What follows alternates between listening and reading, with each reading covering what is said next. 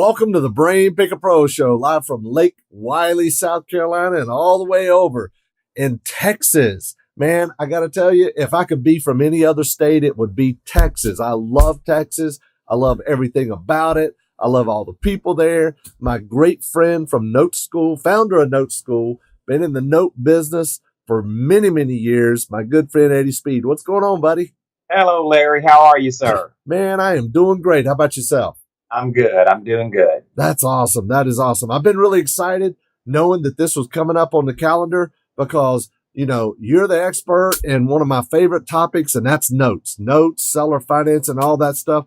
And that's something a lot of people aren't very familiar with. I mean, I teach people some stuff like the Filthy Riches program and stuff like that.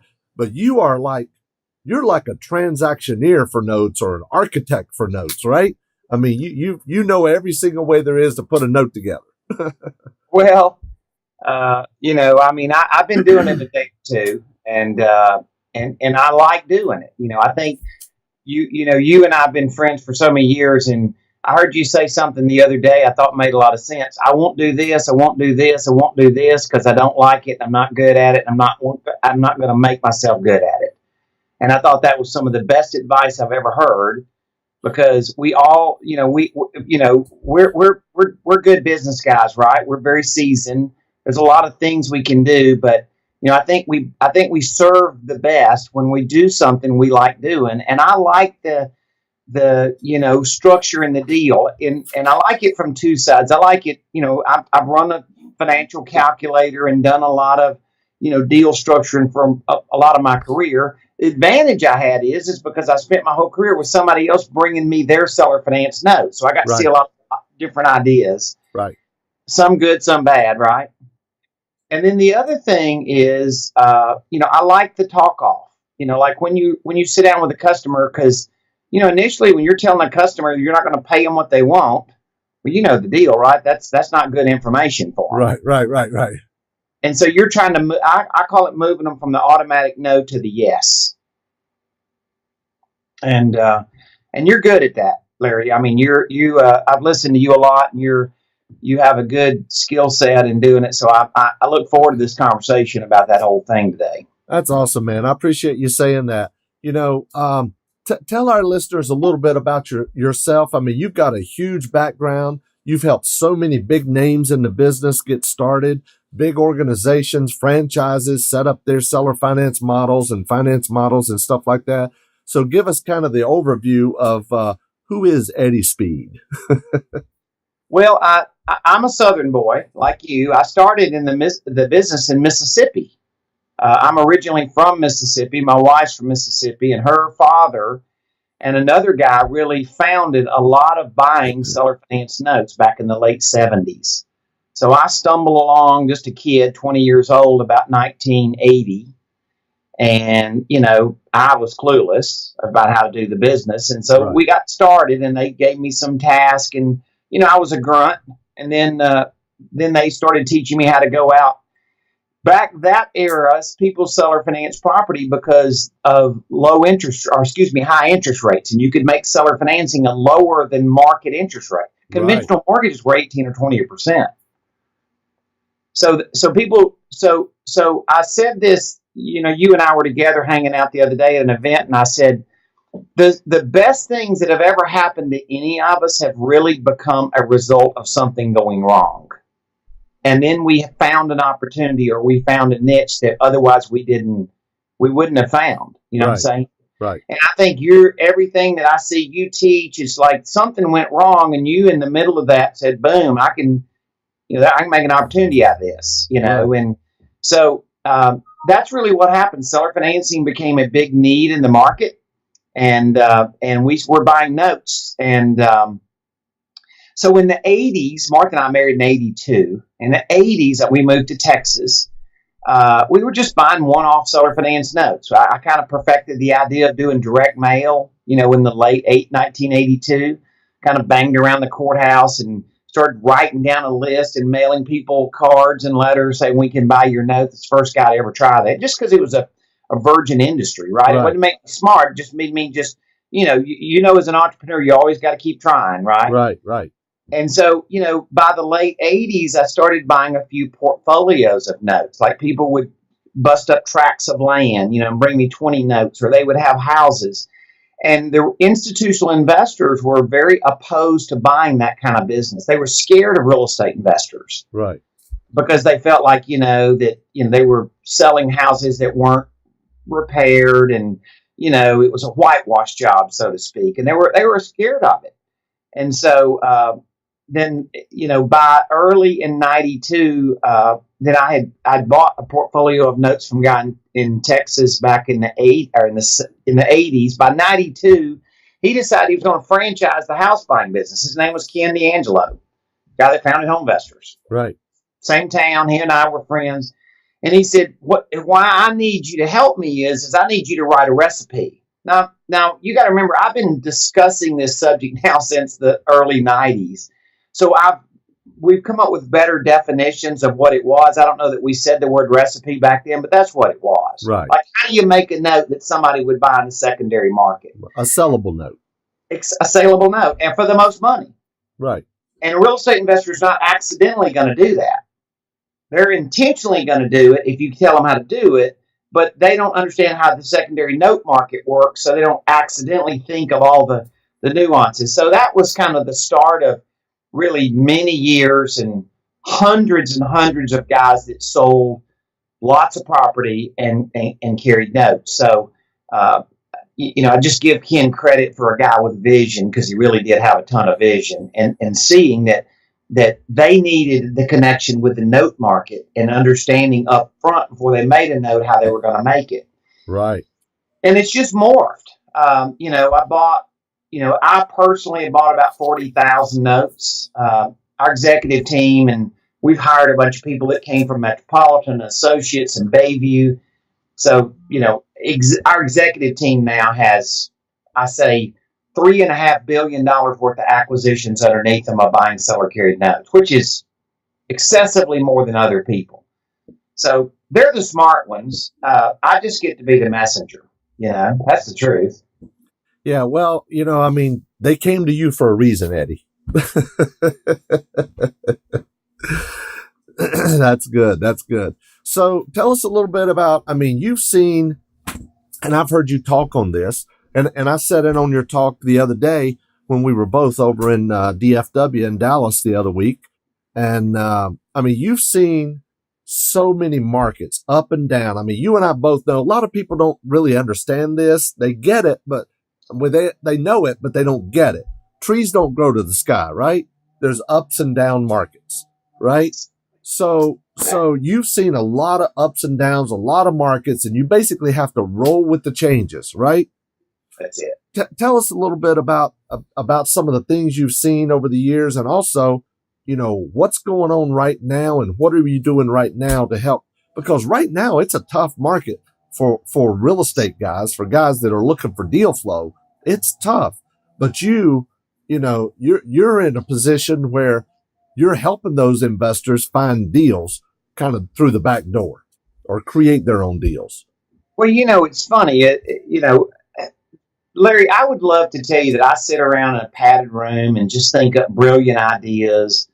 But most everything I've figured out, and I suspect same thing with you, right? It's just one thing after another. When we finally trip the switch and say, why didn't I think of that 6 weeks ago or 6 months ago, right. or a year and a half ago? Because it's been right in front of me, and I'm plenty seasoned enough that I should have recognized it. Right. So you and I have a mutual friend that's a well-known, kind of a big-time real estate investor. Not kind of, he's a big-time real estate investor. If you call 6,000 or 7,000 houses a lot. Right. And I was sitting around there at dinner one night, really with them, just telling war stories about us buying property and getting the seller to carry financing for us. And we were, I was telling about, we bought a tract of land and paid a big down payment, and she immediately released the portion of the land that we paid the down payment on, and the balance of it was written at 0 interest, and the first payment started. Annual payments, by the way, payments due at the end of the year, not every month. There you go. Annual payments at the end of the third year is when they start.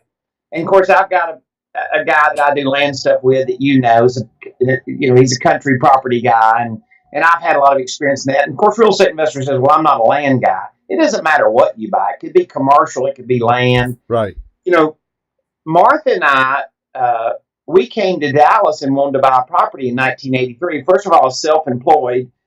The bank markets in 83 were a hot mess. Yeah. And the only way we could buy a house is buy it on terms. Right. Where the seller carried financing. And so I've been doing this forever.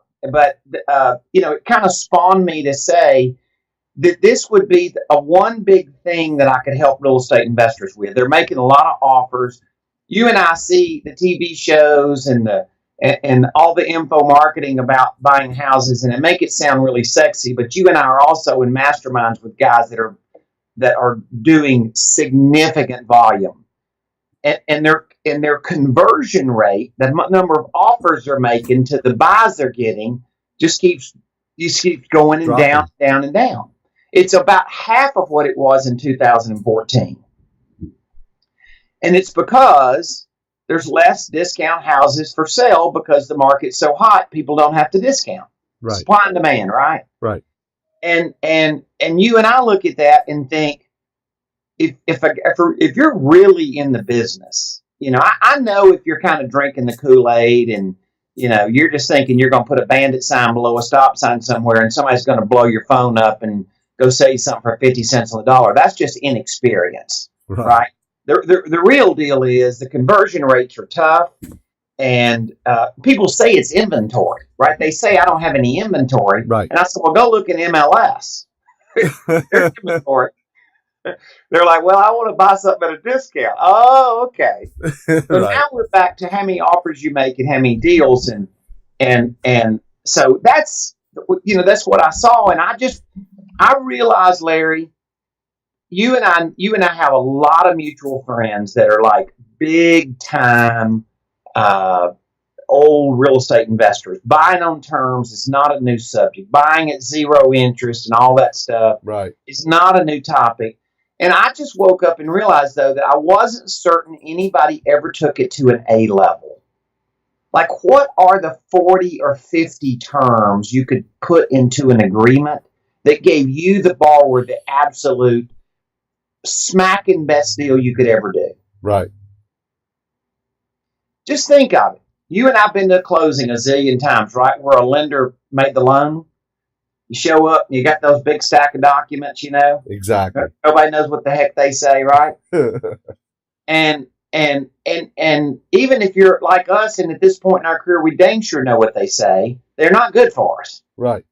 They got a personal guarantee, and you've had to qualify for the loan. You had to pledge this and guarantee that, and the lender wrote all this stuff in there. And just think about if you could sit down with a smart attorney for a couple of days with a red pen and cross through everything you didn't like and all that stack of documents, and you could inverse it, and you could put it all to your advantage. Make it pro buyer. Man, not just carving up zero interest. Right. I mean, zero interest will work sometimes, right? But there's all kind of ways to get the effect of zero interest and do it in sort of a backdoor way. Like, let me, you and I have a mutual friend. I was talking to him the other day, and I said, let me ask you a question. I said, would you rather get zero interest for 9 years or 2.5% interest for 18 years? Of course, the impulse answer, right? I'll take zero. Right. I said, no, mathematically, I can show you that you would be better off to pay a little interest and get the term stretched way out than you could to pay no interest and just get it for 8 years. Because that discount really comes like year 12, year 15, year 20. That's when that paying for today's price for a property, but with tomorrow's dollars, that's when that money really starts discounting. Right. And that's huge. That's really, really good. There's so many different ways to do that. You've mentioned a lot during that last little segment. You mentioned a lot of different things, but share a little bit about some of the terms that you would, as a borrower, if you could strike out all that other stuff that the lender, there's so many great things that people don't even think about that they would put in. And I know you have a whole list of them, but share a few of those. Well, here's some things to think about. Like in the distress mortgage cycle that we just went through, that most every one of your listeners would be familiar with, right? The Right. customer would then go back and sign a modification with the lender, right? And the modification would have like sometimes they would put in some catastrophic clauses, like a guy's got a property and he says, okay, it's good, but I can make it as long as you let me rent it. But if I can't rent it or I can't get a payment in it because it's vacant, then you got to give me a little time to make it work out. Right. Well, you could bake that in the document up front. I mean, for whatever reason, the property went vacant for 60 days. You could put a moratorium on payment until you get it refilled. There you go. That's sweet. So, and Larry, if you had a deal and it was written at like a ridiculously low rate, like 0 or 1 or 2%, and it was stretched out over 20 or 30 years, the last thing on earth you'd want to do if you wanted to sell that property is to go pay off that loan, Right. right? So go move it to another property, right? There you If it's go. on property A, now you go move the financing to property B. Right. I've been a note guy my whole career, right? People have shown up on our doorstep probably seriously over 300,000 times, right? Trying to sell us a note. We didn't buy 300,000 notes, but we've seen 300,000. And I look at some of the stuff that people have put into their agreement, and I always have noticed nobody really put in like a first right of refusal that's got some insane teeth in it.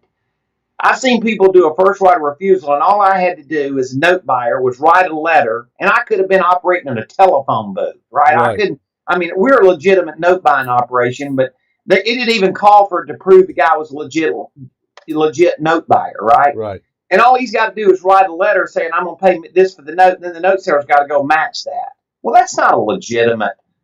You're competing against air. So one of the things I would do is put in a first right of refusal to buy the note that says you go out and find a real note buyer that has evidence of money in the bank to fund it, and they write an unconditional commitment to buy that note. Unconditional. And then I got 120 days to match it. There you go. There you go. It- See, you won't find that in a bank note. You got it. That's You got it. And so we've kind of calculated um, we have calculated at least 40 different things that we could put in there. The financial terms are good, right? Putting in there's all kind of ways you could structure it. 0 interest. You could, what if they wanted money at closing and you didn't want to, as the buyer, you didn't want to come up with the money? Well, then you could do a small first lien that I could sell to you at the closing, Larry. right. You'll buy a note.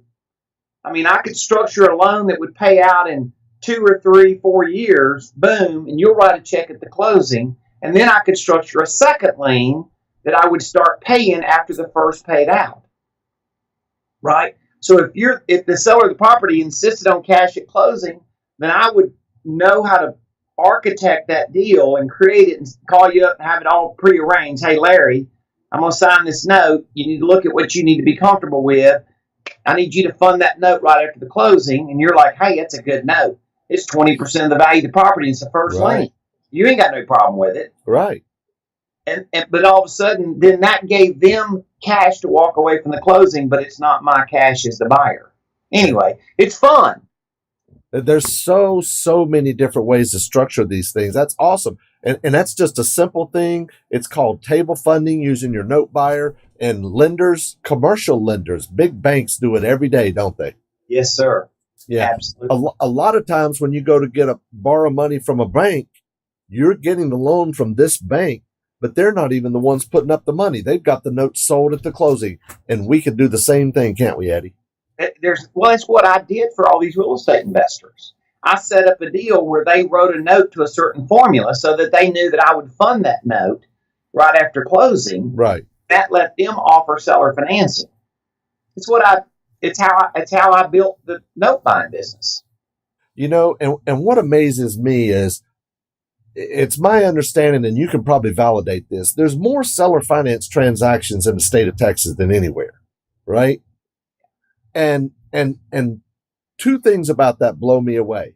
Number one, they don't allow lease or land contracts. And number two, you can't even do a lease option more than 6 months, right? Right.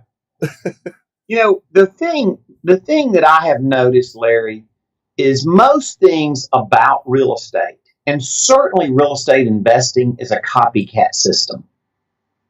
Like if I go in the Midwest, everybody's land contract centric. Right. Okay. And to be perfectly honest with you, I'm not a big fan of land contracts. Okay. I'm like, sell to somebody that you're not going to have any trouble with them paying you back, give them title to the property. If they have to go mow the grass, they don't sell, in a land contract, you hold the title of the property. And if the code enforcement or the grass is too high or whatever, then all of a sudden well, am I really the property owner or am I the note owner? It's like, I don't like all that stuff. I've never Right. liked it. I'll buy land contracts, but I won't pay the same price I will for a note and deed trust. Right.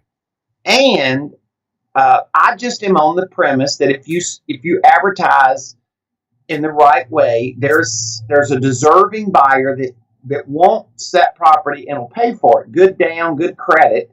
You don't have to sell to a substandard person, right? Because there's self-employed, there's all these reasons that people have a property or themselves that aren't bankable. That doesn't mean it's a bad deal.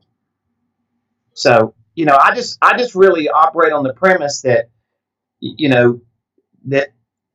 Texas has there's so many people like us that have done notes.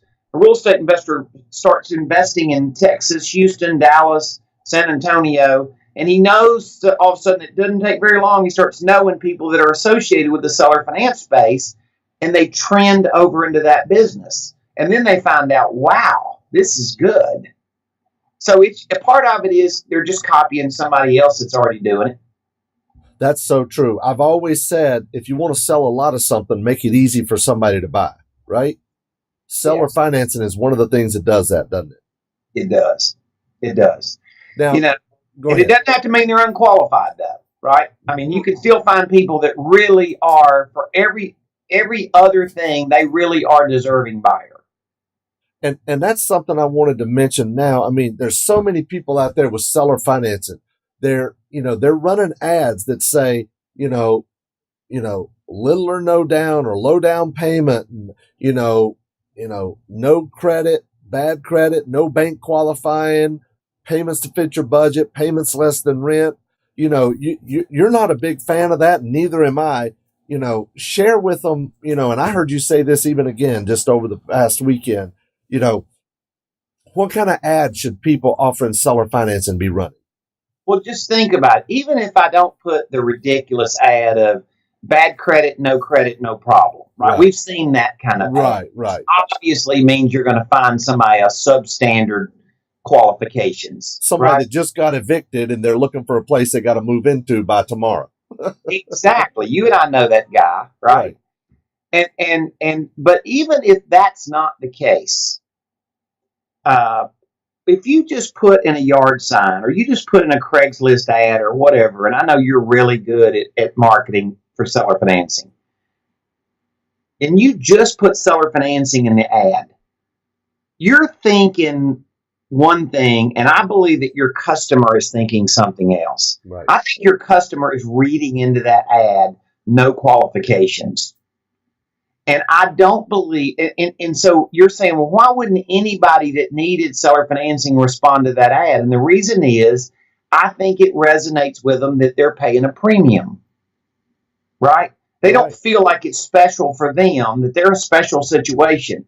So if you ran an ad and said seller financing for deserving buyers with large down payment, I can tell you statistically, because I've helped a lot of real estate investors that have created tens of thousands of notes. Right. I've had them split test. I've had them do different marketing campaigns. And here's one set of buyers that really were low down payment, 1,500 down, whatever, not very strong. Right. And then a whole nother set that had 8,000 down and 10,000 down. And they really didn't have bad credit. They may not could go get an FHA loan. Right. That doesn't mean they were not a deserving buyer. And I just have become an advocate of that. That's really good. I love that ad. I love everything about it. The only thing we've changed in our ads, instead of saying with large down payment, we say with reasonable down payment. And I think I've even heard you say that term before as well. I like And, that. and, Yes. and people will call up and ask, well, what is reasonable?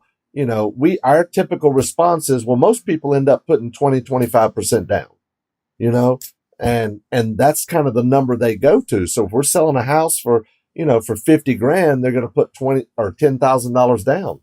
Right. So we're just looking for that person. Now, yeah, we'll sell houses with 10% down, but we try to get as much as we can, not leaving them without any moving money or any, because invariably when they move in, they're going to have something. We don't try to take all their money, right? Yeah, that's not going to work. And it's funny. We figured this stuff out just, as I said, along the way by accident. I had a friend many years ago.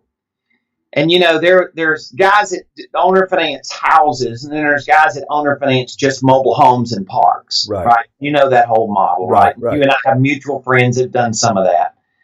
And most of those guys, the problem is when they owner finance those mobile homes and parks, about 30% of that paper doesn't work out down the road. Right. They're not getting locked down. They're kind of getting somebody that's kind of downtrodden in their credit situation stuff. And I just don't like that business because I don't want to be in the repo business, right? It's just not my game. Right. And I have had a friend from up north of you a little bit, and he calls me up and says, I got some mobile home paper. And he said, I know you generally won't do that because you don't like mobile home only and you don't like the collateral and it doesn't pay good. He said, but listen to my story. And he says, I listened to what you saying a while back about this running an ad targeting the very best demographic that I could find. Right. He said, every one of my mobile homes that I sold in a park paid at least $10,000 down. Wow.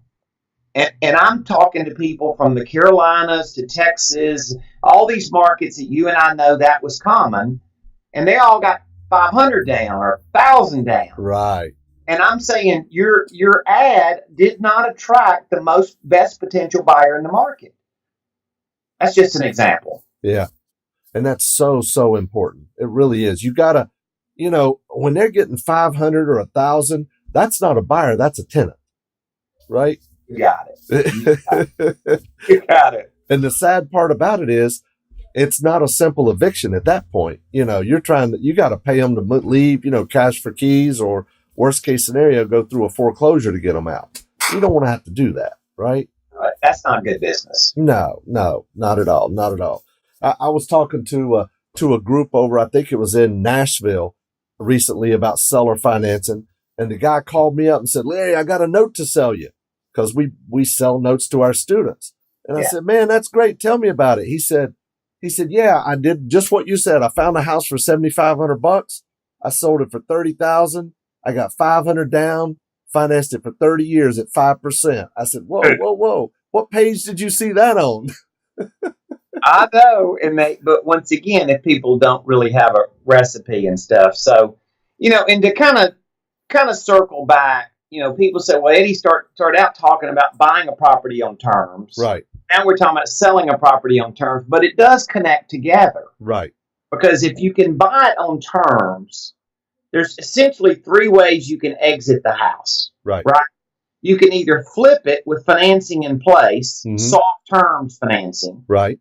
You could then rent your way out of it, or what you and I would probably do is we'd note our way out of it.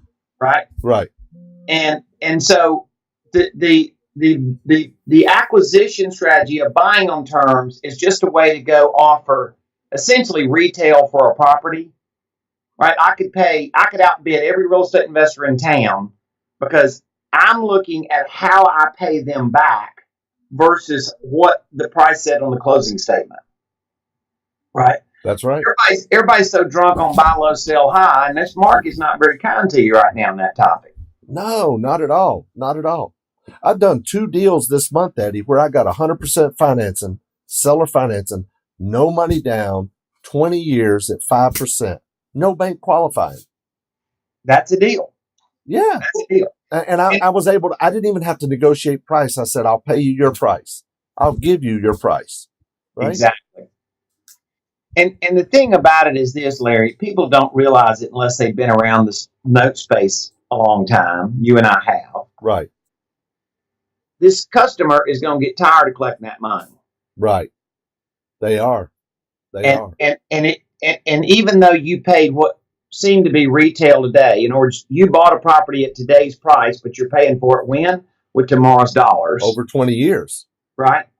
And you could do that, but 10 years in, they're going to want to cash out, and then you're going to get to do what? You're either going to get to go trade that note and make fee income, right?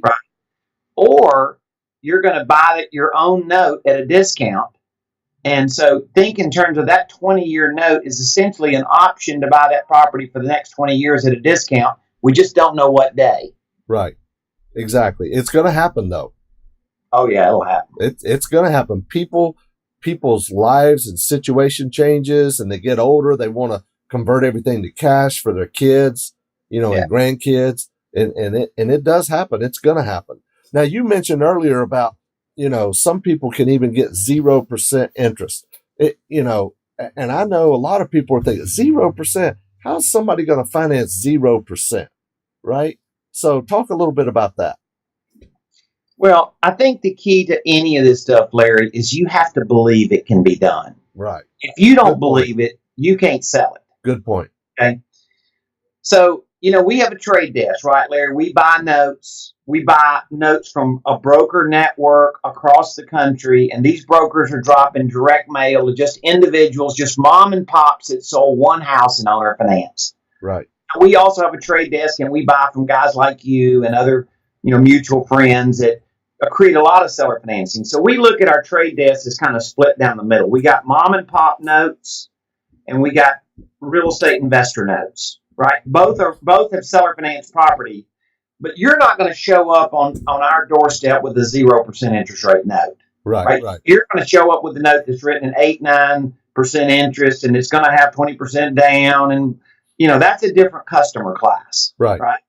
Then the brokers that are out there dropping direct mail, just anybody that's owner financed property, these mom and pops on a national basis, they trickle in and want to sell their notes. So we separated our trade desk to the mom and pop notes.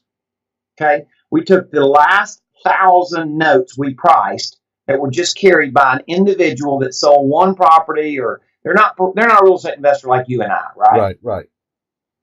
18% of those loans were written at 0% interest. 18, almost 20% of those, almost 1 out of 5 were at a 0% interest. Yeah. That's crazy, isn't it? 8% were written at 0.0. And here's the thing about it. There's so many ways to carve it up. You and I've got some friends, that I buy properties on terms. You and I probably know 50 guys, if not 100. Oh yeah, I do that. But I find that they sort of become a one-trick pony. This is kind of how they make their offer. Right. So what I started realizing after I decided if I was going to be the A player and helping people with this, I had to go interview a lot of smart guys like you, and on and on and on, a long list of guys that did it, and see what was your magic trick and the next guy's magic trick. Right. What I realized is that what I needed to do is to show people various ways to do it, because when you sit down with a customer, that customer is going to drive the direction of the deal, right? You're buying property, I'm certain, at a bargain, and you're getting it at 0 down and 5%. And I know you know what you're doing, right? And intuitively, when you sat down with somebody, if you could smell that they were willing to carry it at 0 or 1 or 2%, you would smell that, right? You wouldn't walk away from that. But you're a dang seasoned guy, Larry, right? I need to be able to take somebody without your level of knowledge. I need to let them prepare like an option 1, an option 2, an option 3, and then just sort of go to the customer and say, there's some different ways we can do this. Let me and then teach them how to interview them and find out if they really would do it at 0 interest, right? You may say, well, they'll carry it at 0 interest, but they want 25% down. Right. Okay, well, I bet we can figure out a way to make that math work. We may get them 25% at the closing, but it's not my 25% as the buyer.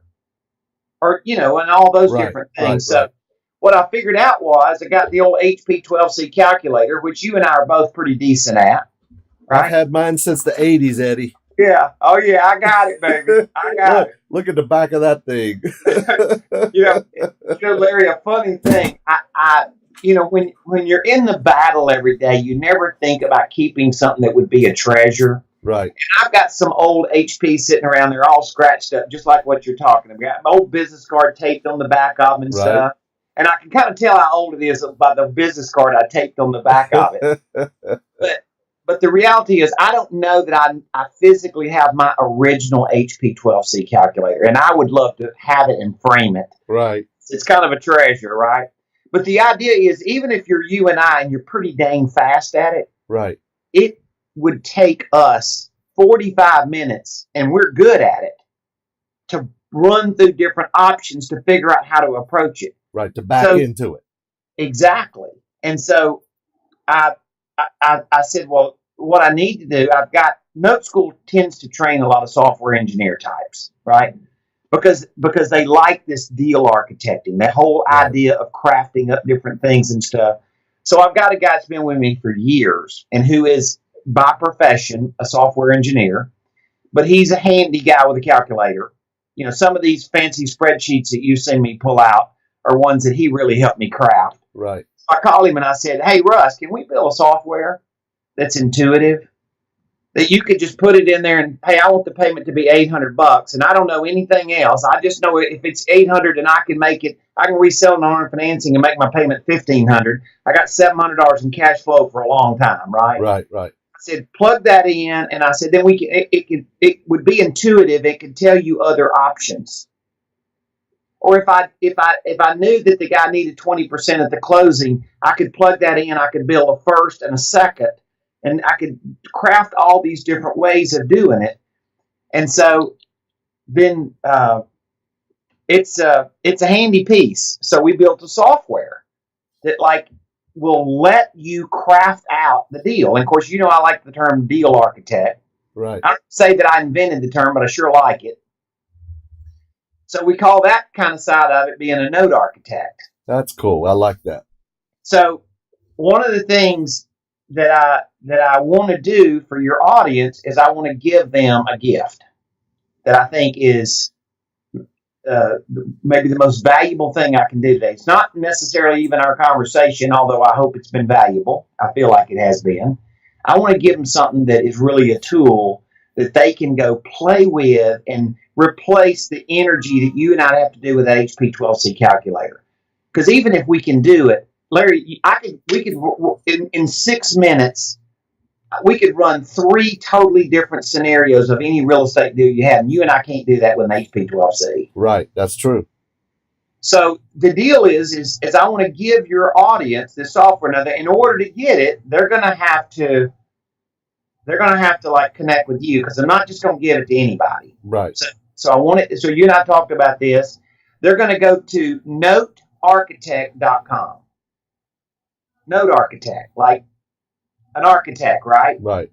And they're going to go to notearchitect.com, and they're just going to fill in their name, their email, their cell phone number, and that kind of thing. And I need them to give a cell phone number because I'm going to text them some stuff along the way, right? I'm going to give them some stuff in an email and also in text.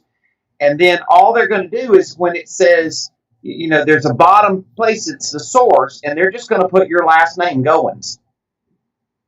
They have to put it in, or they're not going to be able to get it. But yeah, you can't leave it blank or put in something else. You can't leave it blank, and you can't put John Doe in there. But you've been installed in the system, and I double-checked before we started this conversation to make sure that was in place.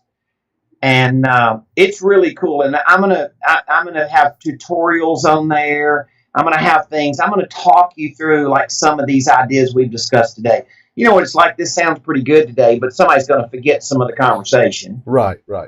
And so we're going to go back through and prompt you into some different architectures and how that works and stuff. And I just, if you can tell, I'm pretty fired up about this. Eddie, you and I, we had a conversation about this about 2 weeks ago in Cleveland. And then we talked a little bit about it in Dallas just last week. And I can tell, man, you're fired up about it. You're excited about it. I mean, and all the different ways to put a deal together. And guys watching this, think about this.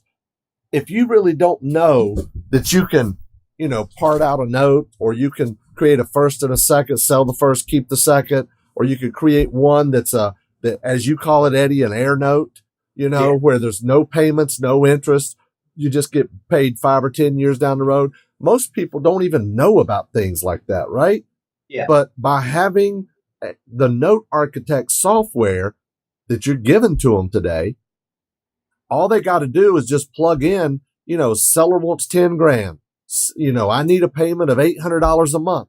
You plug that in there and boom, it tells you the different scenarios that you can go through. And that's, that's going to save people a tremendous amount of time, and they'll be able to structure notes that they didn't even know was possible, right? Well, and it goes back to how we started the conversation, right? You got 20 people you're making an offer to, and one says yes. Right. That's the conversion rate. Right. One person says yes. You got how many no's? You got 19, right? Well, there's 3 or 4 possible real closings in there to go back to them and pay their price. And it's a natural sales cycle, right? You and I have a mutual friend that is a mega savvy real estate investor, lives just north of you. Right. Okay. Up in Virginia. And he says, Eddie, every offer I make, I offer on terms. And I said, I don't believe that's the proper selling cycle. He said, tell me more. I said, I think you need to do like every other fix and flipper and make a cash offer, because certain people need cash and they're willing to sell at a discount. Right. Okay. And I said, then the people that don't convert there, because he can flip those deals and make good money, right? Right. And then the ones that don't convert, I said, now you're in a perfect position to go back to them and say, look, I wasn't able to make the math work with my underwriter, but I've been rethinking this deal. I think I can give you the price you want, Larry, if you'd work with me on some terms. And what is almost your natural reaction to that? Yeah, tell me more. Exactly. So part of this is the talk off. And so the selling cycle has got to make sense. Right. That's so true. One of the things that I ask people, especially if it's a rental property, I'll ask them a question like, well, now, if you sell this property, you're going to probably have a pretty good sized tax bill this year, aren't you? Exactly. Well, let me tell you how I was able to help a guy last month. It might be something you have an interest in. Right? Yeah. And it's a funny thing. Like one of the talk offs that is a big deal, as you said, is income tax. People will do the goofiest things in the world to not pay income tax.